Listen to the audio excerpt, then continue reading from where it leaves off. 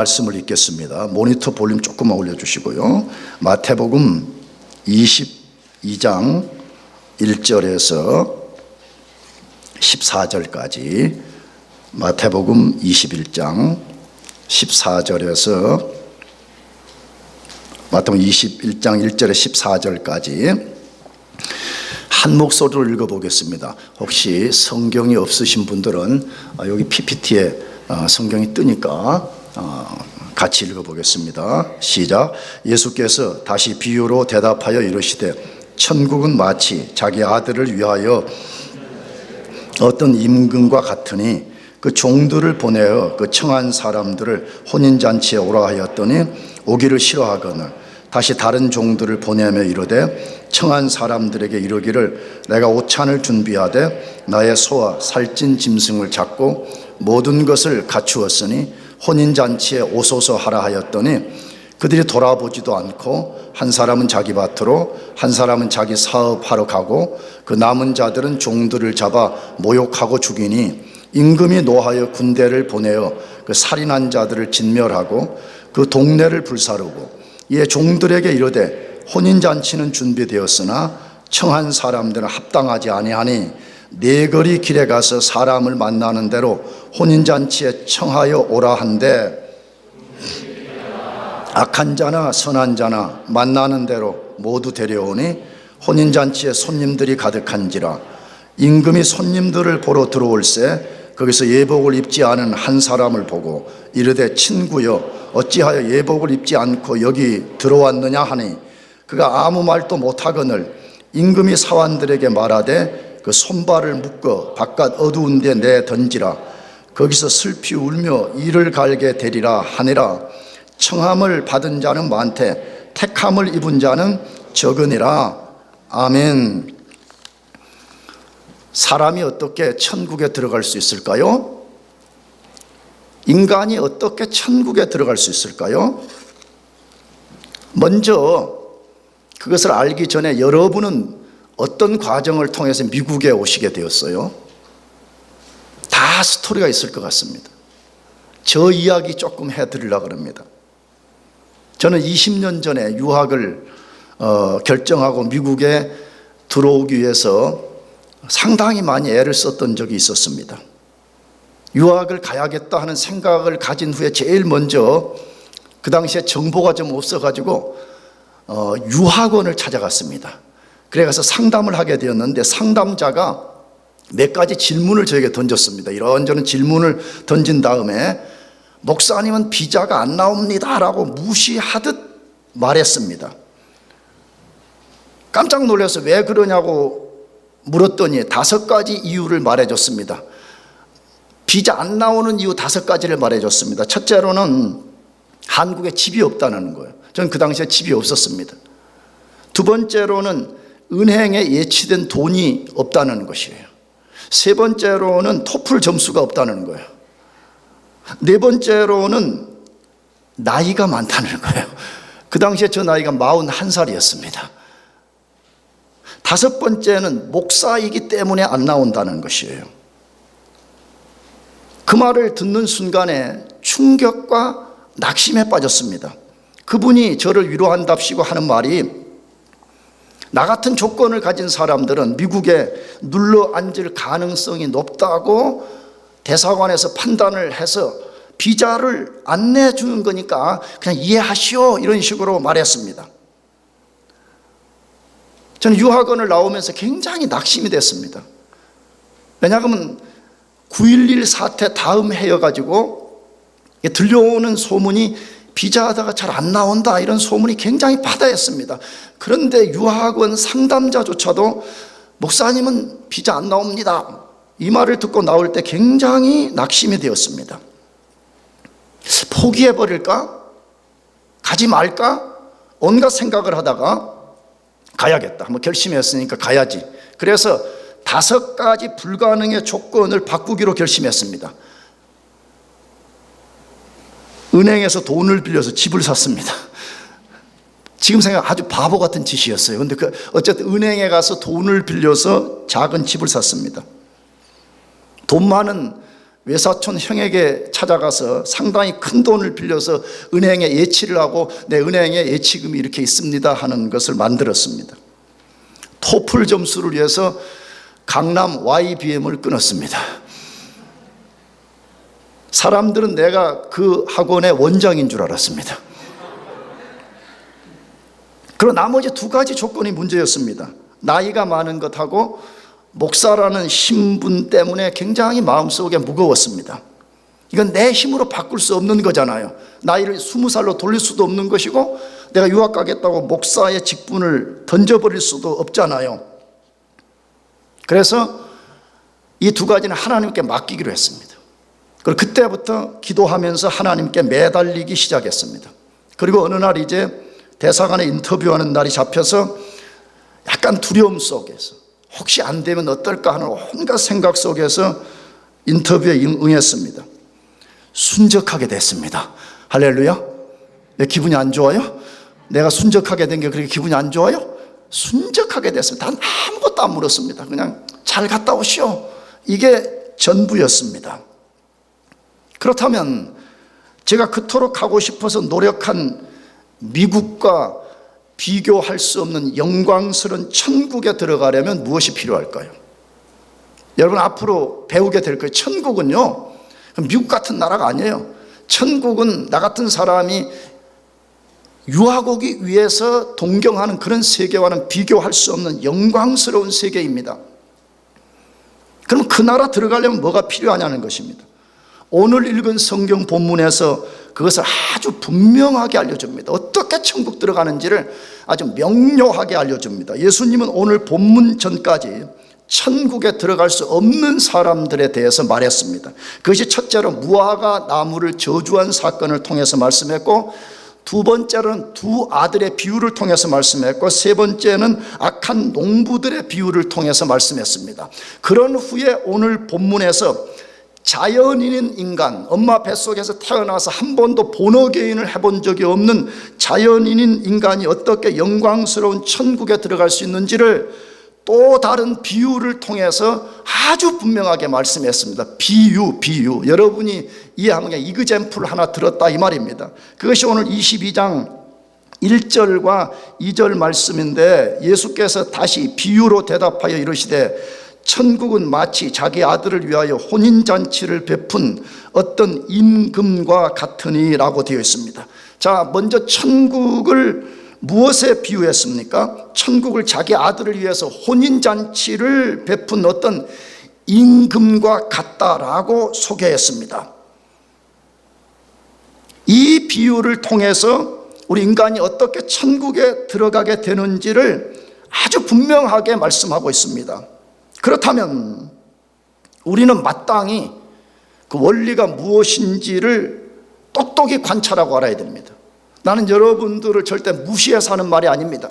천국에 들어가는 것은 여러분이 여기 와서 BA를 받는 것보다 비교할 수 없이 중요하고, THM을 받는 것보다 중요하고, 마스터 학위를 받는 것보다 중요하고, PhD를 받는 것보다 100배, 1000배, 10,000배 중요합니다. 그렇다면 어떻게 사람이 천국에 들어갈 수 있습니까? 첫 번째로는 천국은 하나님의 초청을 겸손히 받아들여야만 들어갈 수가 있습니다. 천국은 아무나 들어가는 것이 아니라 하나님의 초청을 겸손히 받아들이는 사람만 들어갈 수 있습니다.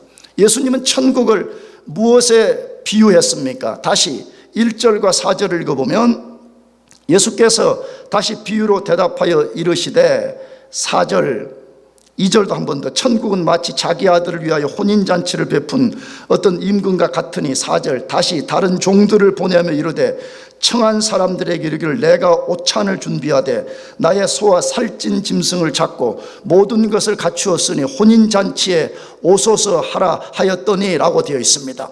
자, 천국은 어떤 곳이라고 비유, 여러분 이해하면 이그젬플을 들어줬어요. 어떤 왕이 자기 아들의 결혼잔치를 베푼 것에 비유했고, 결혼잔치가 허접한 결혼잔치가 아니라 소와 살찐 짐승을 잡고 모든 것이 갖추어진 것이라고 비유하고 있습니다. 모든 것이 뭐한 것이라고요? 갖추어졌다고 말해요. 모든 것이 갖추어진 것이라고 비유하고 있습니다. 자, 그러면 왜 천국을 이런 것으로 비유하셨을까요? 성경은 테크니컬 워드라는 게 있어요. 여러분도 학교에서 공부하면 여러분 과외에서 쓰는 테크니컬 워드가 있잖아요.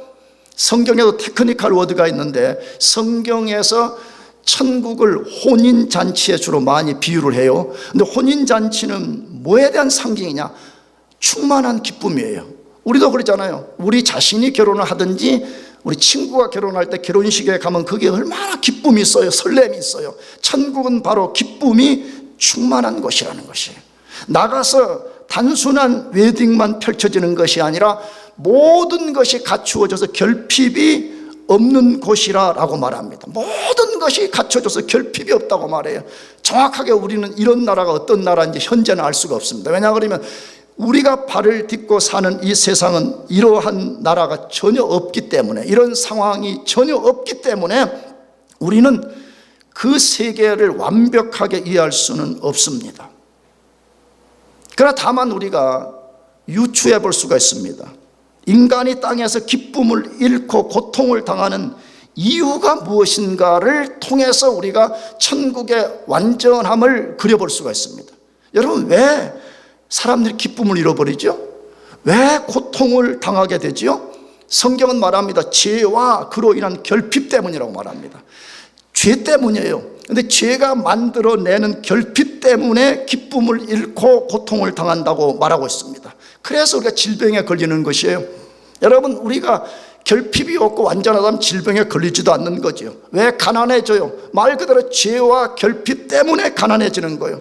왜 전쟁을 경험해요? 가난과 결핍 때문에 더 많은 것을 손에 넣기 위해서 전쟁을 치르는 거잖아요. 한번 상상해 봅시다. 여기에 금덩어리가 그냥 가득 차가지고 우리가 다 가져갈 수도 없게 있다. 여기 맛있는 음식이 그냥 다 먹고도 남아서 쓰레기통에 버릴 만큼 많다 그러면 누가 그 금을 손에 넣기 위해서, 음식을 더 손에 넣기 위해서 전쟁을 벌이겠어요? 결핍 때문에 그런 거잖아요. 결핍 때문에 더 많은 나라를, 더 많은 땅을 손에 넣으려고 그런 것이 아니에요. 천국은 죄와 결핍이 없는 곳이라고 말합니다. 그래서 천국을 소개하는 요한계시록 21장과 22장을 보게 되면 천국은 죄가 들어갈 수 없는 곳이라고 되어 있어요. 그리고 천국은 황금집과 보석으로 꾸며진 나라라, 그렇게 소개되어 있습니다. 우리 교우들에게는 자주 말했습니다. 정확히 천국은 황금과 보석으로만 구성된 나라가 아닙니다. 나는 우리 교우들에게 자주 말했습니다. 만약에 천국이 갔는데 나무도 없고 우리가 좋아하는 횟감도 없고 말이에요, 불고기도 없으면 그게 무슨 천국이에요? 매 우리가 보석을 뜯어먹고 있어요? 어떻게 매 황금을 그걸 좋아해요? 가난하니까 여자하고 남자하고 보석이다 그럼 자다가 막 벌떡 일어나는 거잖아요. 그렇잖아요. 막 부부끼리 엄청 싸우다가 화해하는 방법이 뭐죠? 남편들이 보석 하나 사다 주고 했다 그러면 좋아가지고 또 화해하고 그러잖아요. 그 천국은 보석과 황금으로만 된 나라가 아니에요. 그러면 왜 천국을 그렇게 묘사했냐 그러면 땅에서 가장 좋은 것을 뭔가 묘사해야 되는데 땅에서 가장 좋은 것은 황금과 보석이기 때문에 그런 것입니다. 그래서 이 말을 한마디로 말하면 천국은 결핍이 없고 황금과 보석과 같은 고귀한 나라라고 소개하는 것입니다. 그렇기 때문에 우리는 그 나라에 들어가기를 미국에 오는 것보다 100배, 1000배, 10,000배 힘써야 됩니다. 정말 그렇습니다. 여러분들이 어떻게 해서 이 영광교회 지금 오셨는지 난 잘 모르겠어요. 무슨 신입생 환영회 고학교에서 오셨는지 아니면 뭐 친구가 그냥 가자 그랬는지 와서 잘 모르겠지만 분명한 사실 한 가지는 여러분들이 미국의 학위를 받기 위해서 오신 것보다 100배, 1000배, 10,000배 천국에 들어가기 힘을 써야 되는 것입니다. 나는 몇 주 전에 설교할 때 바보 같아가지고 미국에서 영주권을 받고 한국 나갈 때 영주권을 안 가져가가지고 처음에는 갖고 간 줄 알았다가 인천공항에서 비행기 이제 보딩하는데 그 지상 승무원이 선생님 업그레이드 됐어요 하면서 비즈니스 클래스로 됐다는 게 너무 좋아가지고 속으로 할렐루야 그래요. 그럼 영주권을 주시죠. 영주권이 없었습니다. 못 들어왔습니다. 제가 그때 무슨 생각이냐, 야, 그동안에 내가 한 달 동안 한국에서 잘 먹고 놀고 여행 간 게 아무 소용이 없다는 걸 알았어요. 미국에 들어올 수가 없게 됐습니다. 그래서 한 달 반만에 제박을 받아가지고 들어왔는데 어마어마한 고통을 겪었습니다. 여러분, 그래도요, 영주권을 재발급이라도 받을 수 있습니다. 천국은 그런 나라가 아닙니다. 천국은 들어가기를 힘쓰지 않다가 어느 날 천국 입구에서 하나님 조금만 기다려보라고, 내 재발급 받아서 들어오겠습니다, 그런 거 국물도 없습니다. 뭣도 없다고요? 국물도 없는 나라예요. 지금 천국에 들어가기 위해서 힘을 써야 됩니다. 그러면 어떻게 그 나라에 들어갈 수 있습니까? 오늘 본문 22장 3절 4절을 읽어보겠습니다. 그 종들을 보내어 그 청한 사람들을 혼인잔치에 오라 하였더니 오기를 싫어하거늘 다시 다른 종들을 보내며 이르되 청한 사람들에게 이르기를 내가 오찬을 준비하되 나의 소와 살찐 짐승을 잡고 모든 것을 갖추었으니 혼인잔치에 오소서 하라 하였더니 라고 되어 있습니다. 자, 천국 어떻게 들어갈 수 있다고 말해요? 하나님의 초청으로만 들어갈 수 있다고 말합니다. 하나님의 부르심을 통해서만 들어갈 수 있다고 말합니다. 그걸 한 왕이 잔치를 열어놓고 사람들을 초대하는 것으로 비유했습니다. 자, 그런데 여기 왕이 초대받은 사람들을 몇 번 초대한 것처럼 비춰져요? 모르겠죠. 3번 초대했습니다. 그 당시에, 고대 당시에 잔치에 초대할 사람들에게 미리 먼저 알린다 그래요. 당신 몇 월 며칠 날 잔치가 있는데 그때 올래요? 물어본다. 가겠다 그러면 그 사람에게 이제 정식으로 초대장을 보내주는 것입니다. 따라서 초대장을 받은 사람은 이미 2번 초대를 받은 것입니다. 그런데 초대장을 받은 날 오기를 싫어했습니다. 그래도 왕은 다시 종들을 보내어 초대했으니 3번 초대한 것이 됩니다. 여러분, 이 비유를 우리가 듣거나 읽으면, 물론 성경을 전혀 접해보지 않은 사람은 불가능하지만 성경을 읽어본 사람들은 성경의 큰 주제가 하나 떠올라야 됩니다. 성경의 엄청난 메인 주제가 생각나야 됩니다. 무엇일까요? 하나님이 인간을 부르신다는 것입니다. 콜링한다는 것입니다. 죄인인 인간이 스스로 하나님께 나갈 수 없습니다. 모든 인간은 하나님의 부르심으로만 그 앞에 나아갈 수가 있습니다. 그래서 성경에서 가장 많이 반복되는 단어 중에 하나가 오소서라는 단어입니다. 오라 하는, come on, 이게 가장 많이 반복되는 단어 중에 하나입니다. 약 1500번 등장하고 있습니다. 구약과 신약 전체에 오라는 come on 하는 이 단어가 1500번 나오고 있습니다. 그 중에 대표적인 말씀이 이사야서 55장 1절 말씀입니다. 오호라 너희 목마른 자들아 물로 나아오라. 돈 없는 자도 오라. 너희는 와서 사 먹되 돈 없이 값 없이 와서 포도주와 젖을 사라라고 되어 있습니다. 이것은 예수님이 이 땅에 오시기 600년 전에 하나님의 위대한 선지자 이사야가 예언한 내용 중의 말씀인데, 이 짧은 말씀 중에 오라, 오소서, 컴온, 이 말이 4번이나 이 속에 들어있습니다. 하나님이 역사 이래 지금까지 모든 사람들을 하나님 앞으로 초대하고 있다는 사실입니다. 천국은 하나님의 부르심으로만 들어갈 수 있습니다. 천국 나 들어가고 싶어요, 자원자는 안 됩니다. 천국은 하나님의 콜링을 통해서만 들어갈 수가 있습니다. 믿음의 조상인 아브라함이 콜링을 통해 들어갔고, 모세가 콜링을 통해 들어갔고, 다윗이 콜링을 통해 들어갔고, 12 제자들이 콜링을 통해 들어갔고, 위대한 사도 바울도 부르심을 통해서 들어갔습니다. 하나님이 지금도 복음과 교회를 통해서 여러분을 천국으로 부르고 있다는 사실을 믿으시기 바랍니다. 아멘. 다시 말해, 여러분이 어떤 이유 때문에 영광교회를 왔든지 이건 하나님의 섭리라는 것을 꼭 믿어야 돼요. 우리가 믿는 이 성경에 보면 참새 한 마리가 땅에 떨어지는 것이 하나님의 허락이 없이는 떨어질 수 없다 그랬어요. 여러분이 여기 유학을 오게 된 것, 유학을 와서 그냥 펜스테이 생활만 잘하겠다고 꿈을 꿨는데 우연하게 영광교회라는 교회를 알아서 여러분들이 오늘 여기 와서 예배를 드리고 하나님의 말씀을 듣고 있다는 이 자체가 지금 하나님이 여러분들을 콜링하고 있는 것이에요. 천국으로 들어가라고 지금 콜링하고 있는 것이에요. 너희들이 지금 더 이상 꾸물거리거나 미루지 말고 천국 속으로 들어가라고 지금 부르고 계시는 것입니다. 그러므로 우리는 이 부르심 앞에 우리가 기꺼이 응답해야 되는 것입니다. 겸손하게 그 부르심을 받아들여야 되는 것입니다. 그런데 안타까운 것은 얼마나 많은 사람들이 이 부르심에 대해서 잘못된 반응을 하는지 모릅니다. 오늘 본문에 이 부름을 받은 사람들이 어떻게 반응했다고 되어 있어요? 22장 5절에서 7절까지를 읽어보겠습니다. 그들이 돌아보지도 않고 한 사람은 자기 밭으로, 한 사람은 자기 사업하러 가고, 그 남은 자들은 종들을 잡아 모욕하고 죽이니 임금이 노하여 군대를 보내어 그 살인한 자들을 진멸하고 그 동네를 불사르고 라고 되어 있습니다. 초대받은 사람들이 어떻게 반응했다고 되어 있어요? 돌아보지도 않았다 되어 있어요. NASB라는 영어 성경은 이 원문을 하찮게 여겼다 그렇게 되어 있어요. 왕이 초대를 했습니다. 나 아들의 잔치에 와서 함께 이 잔치를 즐기자라고 했는데 하찮게 여기고 밭에 일하러 가버리고 자기 비즈니스에 가버렸다는 것이, 심지어 왕이 보낸 종들을 죽이기까지 했다 그렇게 되어 있습니다. 왜 그랬겠어요? 무시한 거죠. 왕을 무시한 것입니다. 여러분, 오늘 얼마나 많은 사람들이 하나님을 무시하는지 모릅니다. 자기 자신이 왕이라고 생각합니다.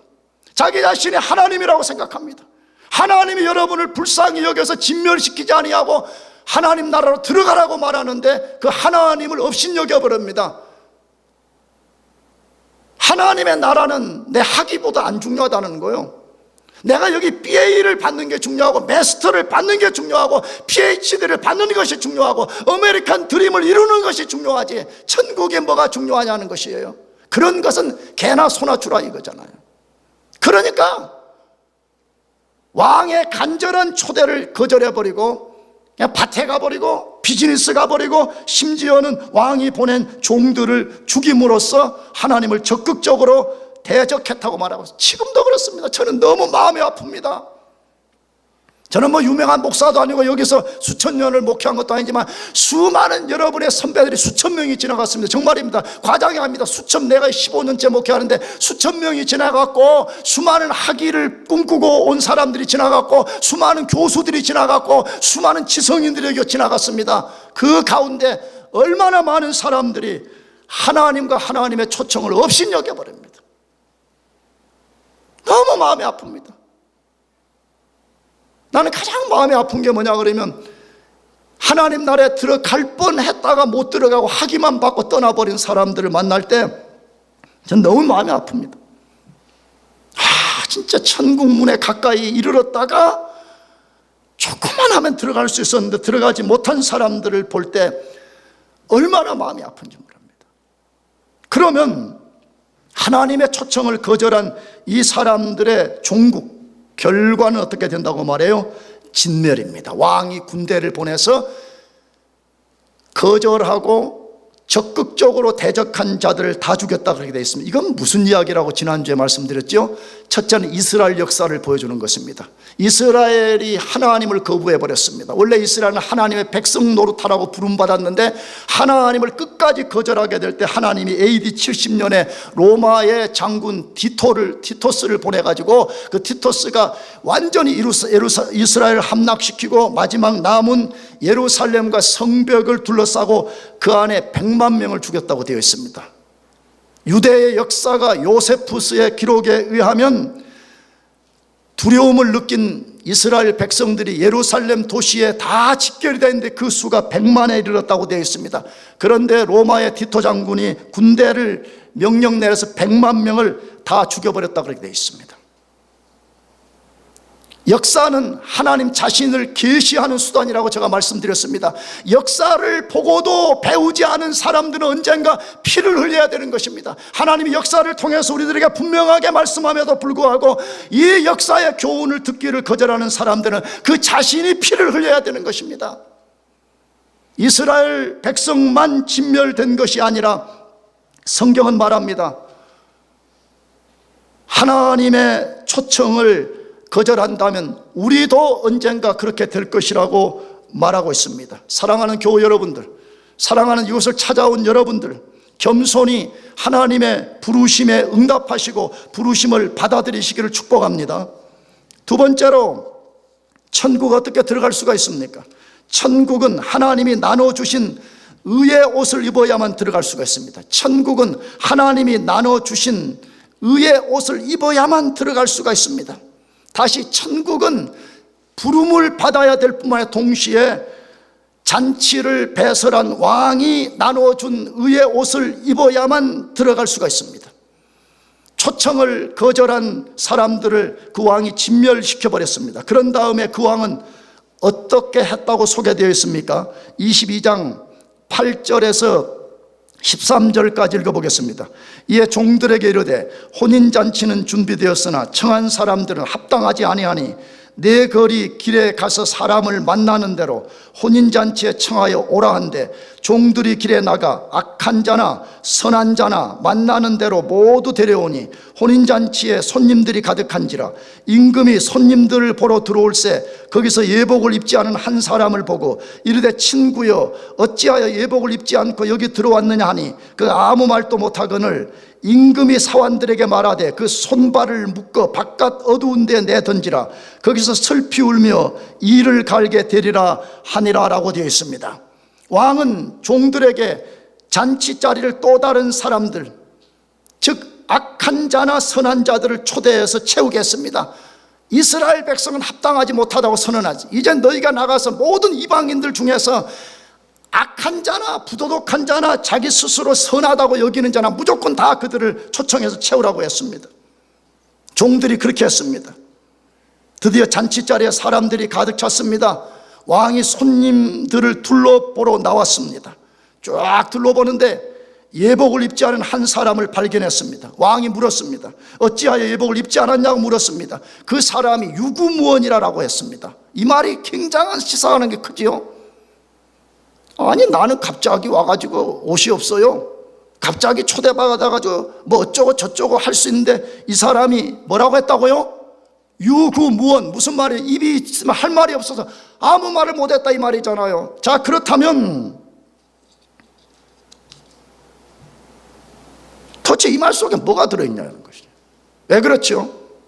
이 유구무원인 사람을 왕이 종들을 명령해가지고 결박을 해서 바깥 어두운데 내쫓고 그 사람들은 쫓김을 당해서 바깥 어두운데 슬피 울며 이를 갈았다. 지옥을 지칭하는 것입니다. 지옥에 떨어지는 사람을 이렇게 묘사한 것입니다. 자, 그러면 세상 관점으로 우리가 보게 되면 이 왕은 굉장히 포악한 왕인 것처럼 비춰집니다. 아니 사람을 초대해놓고 예복을 안 입었다고 쫓아낸다면 이 왕은 정상이 아닌 것처럼 비춰지기 때문에 그렇습니다. 그러나 여러분 기억해야 됩니다. 이 비유 속에는 큰 신학적 의미를 담고 있습니다. 다시 말하면 하나님의 깊은 뜻을 이 속에 담고 있다 이 말이에요. 혹시 오늘 처음 오신 분들 기억해야 됩니다. 성경은 우리 관점으로 쓰여진 게 아니에요. 인간의 관점으로 쓰여진 것이 아니라 하나님의 관점으로 쓰여진 것이에요. 그러므로 하나님의 관점이 무엇인지를 이해하는 것이 절대로 필요한 것입니다. 왕이 예복을 입지 않았냐고 할 때 그 사람은 유구무원이었다고 분명하게 우리가 읽고 들었습니다. 무엇을 보여주는 걸까요? 왜 왕은 안 입었냐 그랬더니 아무 변명도 못하고 유구무원이었냐 하는 것입니다. 예복을 입지 않은 사람은 둘 중에 하나일 가능성을 암시하는 거죠. 하나는 잔치에 초대를 받고도 예복을 미리 준비하지 않은 것입니다. 우리 대학부도 매 학기가 끝이 나면 상당히 큰 뱅킷을 합니다. 우리 교회가 이것을 사기 전에는 예전에 펜스테이트 호텔을 빌려가지고 거의 10,000불에 가까운 돈을 지불하면서 우리가 큰 뱅킷을 하게 됩니다. 그럼 반드시 드레스 코드를 요구합니다. 근데 어느 순간부터 슬슬 지나가니까 목사님이 꼰대 노릇을 좀 안 하니까 뭐 청바지 입고 오는 놈들 뭐 티셔츠 입고 오는 놈들 자기도 막 부끄러워가지고 막 숨는 거예요 구석으로 막. 그런데 드레스 코드 다 맞춰서 여자들이 막 이쁜 옷 입고 남자들이 멋진 슈트 쫙 입고 막 이러고 다녀요. 그럼 내가 좀 봐줘요. 왜 그날은 마음껏 해라 이러고 봐줘. 그러면 최소한 잔치에 참여를 한다 그러면 예복을 미리 준비해야 되는 거 아니에요? 그런데 아무렇게나 가도 될 것이라고 생각한 것이에요. 여러분 얼마나 많은 사람들이 하나님의 초청과 하나님이 초청하는 천국 아무렇게나 간다고 생각해요. 그냥 적당하게 아무렇게나 살다가 천국 문이 닫히는 순간에 내가 슬라이딩해서 들어가면 되는 나라라고 생각합니다. 천국은 그런 나라가 절대로 아닙니다. 천국은 미리 그 나라에 합당한 드레스 코드를 준비하지 않으면 들어갈 수 없는 나라인 것입니다. 또 하나의 가능성은 우리가 뭘 생각할 수 있냐 그러면 왕이 나눠준 예복을 입지 않은 것입니다. 고대 당시에 학자들에 근거하면 왕궁에 들어가려면 반드시 왕이 입구에 비치해 놓은 그 예복을 입고 왕궁에 들어가야 된다는 것이에요. 여러분, 이건 성경시대만 그런 것이 아니잖아요. 우리 조선시대, 우리 대한민국 조선시대에도 일반 평민이 왕의 콜링을 받아서 왕 앞에 나가려면 왕이 준비한, 왕궁이 준비한 예복을 입어야만이 왕 앞에 나갈 수 있는 걸 우리가 사극에서 많이 보지 않았습니까? 그런데 이런 사람들은 그런 행동을 취하지 않았습니다. 왜? 입구에서 왕이 준비한 예복을 나눠주는데도 입지 않았어요. 왜 그러냐? 왕을 무시한 거죠. 나는 그런 거 안 입어도 왕을 만날 수 있어 라고 생각한 거죠. 나가서 왕의 초대를 받은 그 자리가 얼마나 지엄한 자리인가를 전혀 생각하지 않았기 때문에 그렇게 반응한 것입니다. 천국은 하나님이 합당하다고 여기는 예복을 입어야만 들어갈 수 있는 나라입니다. 그렇다면 왕의 옷은 무엇을 가리키는 것이에요? 도대체 우리가 입어야만 되는 이 왕의 옷은 무엇이냐 하는 것이죠. 그것은 하나님이 주시는 의의를 말합니다. 하나님이 주시는 righteousness를 우리가 덧입어야 되는 것을 말합니다. 타락한 인간은 누구도 스스로의 의로움으로 거룩하신 하나님 앞에 나갈 수 없습니다. 난 여러분들이 어떤 사람들인지 자세히 모르겠어요. 새로 오신 분들은. 그러나 한 가지만 기억하세요. 우리가 다른 사람들과 비교 속에서 상대적으로 거룩할 수는 있지만 절대자인 하나님 앞에서 아무도 거룩한 사람이 없습니다. 여러분 자신이 경험적으로도 알잖아요. 생각이 부도덕하고 마음에 붙는 것이 더럽고 그렇잖아요. 말이 옳지 못하잖아요. 부정함이 말도 못하잖아요. 여러분, 이 상태로 어떻게 우리가 하나님 앞에 설 수가 있겠습니까? 인간들 앞에는 설 수 있습니다. 여러분이 저 앞에 설 수 있고 여러분 친구들 사이에서는 얼마든지 설 수 있고 여러분 자신을 뽐낼 수가 있습니다. 그러나 절대 거룩하신 하나님 앞에는 단 한 사람도 그 앞에 설 수가 없는 것입니다. 그래서 오늘 본문에 선한 사람이든 악한 사람이든 그분 앞에 나가려면 반드시 하나님이 나눠주시는 의의 옷을 입어야 된다고 말하고 있습니다. 그럼 마지막으로 하나님이 나눠주시는 의의 옷은 무엇을 가리킬까요? 진짜 여기 문자적인 이런 옷을 우리가 입으라는 말이 그런 거 아니잖아요. 그렇죠? 그럼 도대체 하나님이 나눠주시는 의의 옷은 무엇을 말하냐는데 그것은 하나님의 아들 예수 그리스도를 덧입으라는 것입니다. 예수 그리스도, 그분의 퍼스널리티, 인격을 의지하고 그분이 우리를 죄에서 구원하기 위해서 십자가에서 못 박혀 죽임당하시고 부활하시고 지금도 살아계셔서 우리 위해서 간구하고 계시는 그분의 공로를 의지하라는 것입니다. 여러분, 예수는 수많은 종교인들 중에 한 명이 아닙니다. 그분은 하나님의 아들입니다. 믿습니까? 그분이 부도덕한 우리, 더러운 우리, 처참한 우리, 걸레보다 더 흉악하게 더러운 생각을 품고 있는 우리의 죄를 씻고 우리를 하나님 앞에 세우기 위해서 그분이 하늘을 가르고 이 땅에 오신 것입니다. 그리고 그분이 십자가에서 2000년 전에 우리를 위해서 못 박혀 죽임당한 것입니다. 그러면 누구든지 예수 그리스도의 그분의 공로를 자기의 공로로 삼으라는 것이에요. 자기 공로 의지하지 말라는 거예요. 내 행위로는 하나님 앞에 한 발자국도 나갈 수 없습니다. 심지어 혹시 어떤 사람이 어떻게 천국에 들어갔다고 할지라도 예수 그리스도를 의지하지 않는 사람은 그 나라에 단 1초도 머물 수가 없습니다. 불가능해요, 그것 자체가. 그래서 예수 그리스도가 하나님의 의일 뿐만 아니라 우리가 의지해야 되는 의라고 말해요. 그것을 성경 전체에서 말하는데 대표 구절 세 구절만 읽어보려고 그래요. 로마서 3장 19절에서 22절. 우리가 알거니와 우리 율법이 말하는 바는 율법 아래 있는 자들에게 말하는 것이니 이는 모든 입을 막고 온 세상으로 하나님의 심판 아래 있게 하려 함이라. 그러므로 율법의 행위로 그의 앞에 의롭다 하심을 얻을 육체가 없나니 율법으로는 죄를 깨달음이니라. 이제는 율법 외에 하나님의 한 의가 나타났으니 율법과 선지자들에게 증거를 받은 것이라. 곧 예수 그리스도를 믿음으로 말미암아 모든 믿는 자에게 미치는 하나님의 은이 차별이 없느니라. 할렐루야. 무슨 말하는 것이? 율법으로 의롭게 될 사람이 없다. 행위로 내가 조금 뭐 선한 거 한 거 이런 거 가지고 절대자인 하나님의 그 기준에 도달할 사람이 아무도 없다는 거예요. 그래서 하나님께서 인간을 의롭게 하는 방식이 뭐냐? 그의 아들을 이 세상에 보내서 그의 아들이 십자가의 죽음을 통해서 만들어낸 그 의를 우리가 옷 입듯이 내가 그분을 덧입을 때만이 천국에 들어갈 수 있다라고 말합니다. 제발 여기 18세든 19세든 20세든 60세든 상관없이 예수 그리스도의 의만 의지하시길 바랍니다. 여러분이 만약에 저의 말을 안 듣고 어느 날 인생을 허비하다가 마지막 심판날에 여러분이 하나님 앞에 선다 그러면 여러분은 참혹한 눈물을 흘릴 뿐만 아니라 나를 생각하게 될 것이에요. 그때 내가 2021년에 스칼에 갔을 때 이상한 머리 빠진 목사가 뭐 어쩐다고 뭐 옷을 입으라고 뭐라고 했는데 왜 내가 그때 안 입었는가? 그러면 늦는 거예요. 그때는 내가 영주권을 재발급 받듯이 다시 이 땅에 와가지고 받아가지고 갈 수 있는 그런 곳이 아니라는 것이에요. 또 하나의 성경 구절, 갈라디아서 3장 27절 21절. 누구든지 그리스도와 합하기 위하여 세례를 받은 자는 그리스도로 옷 입었느니라. 누구든지 그리스도와 합하기 위하여 세례를 받은 자는 그리스도로 옷 입었느니라. 세례를 받은 사람은 그리스도로 옷 입어진다고 말해. 여기 세례는 길게 설명할 수 없어요.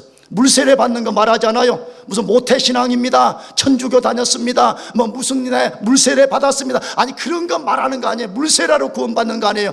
성령으로 그 사람이 본어교인이 돼서 그 순간에 예수 그리스도와 연합이 되는 것을 골로새서는 세례를 받는다 그렇게 말해요. 나는 진짜 바라요. 여러분 모두가 진짜 성령 안에 세례를 받고 예수 그리스도로 옷 입혀지기를 축복합니다. 마지막 고린도전서 1장 30절. 너희는 하나님으로부터 나서 그리스도 예수 안에 있고 예수는 하나님으로부터 나와서 우리에게 지혜와 의로움과 거룩함과 구원함이 되셨으니라고 말합니다. 여기 네 가지가 있는데 예수가 누구냐고 할 때 네 가지를 말하는데 그 중에 하나가 의로움이라고. 나는 목사 생활을 전도사까지 해서 근 40년 해가는데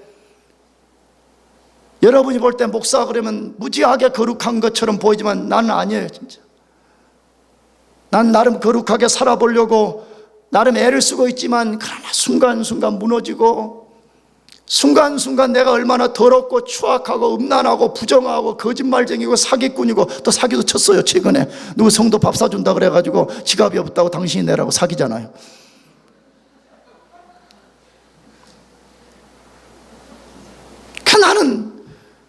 난 내 스스로는 불가능합니다. 나는 내 힘으로는 천국 못 갑니다. 이게 내가 새벽마다 하나님께 고백하는 부르짖음이에요. 하나님, 나는 내 자격으로는 안 되겠습니다. 그러니까 나는 예수의 옷을 입겠습니다. 나는 예수의 의로움만 입겠습니다. 나는 예수님만을 나는 덧입게 싸우니 언젠가 나를 부르신다면 예수님 때문에 나를 당신 품에 품어주십시오. 사랑하는 교우 여러분들, 예수님의 의의 옷을 입어야만이 천국에 들어갈 수 있다는 사실을 분명하게 기억하고, 여러분들이 힘든 학교 생활, 힘든 연구 생활, 직장 생활 속에서도 예수만 의지하여 살기를 축복합니다. 기도하겠습니다.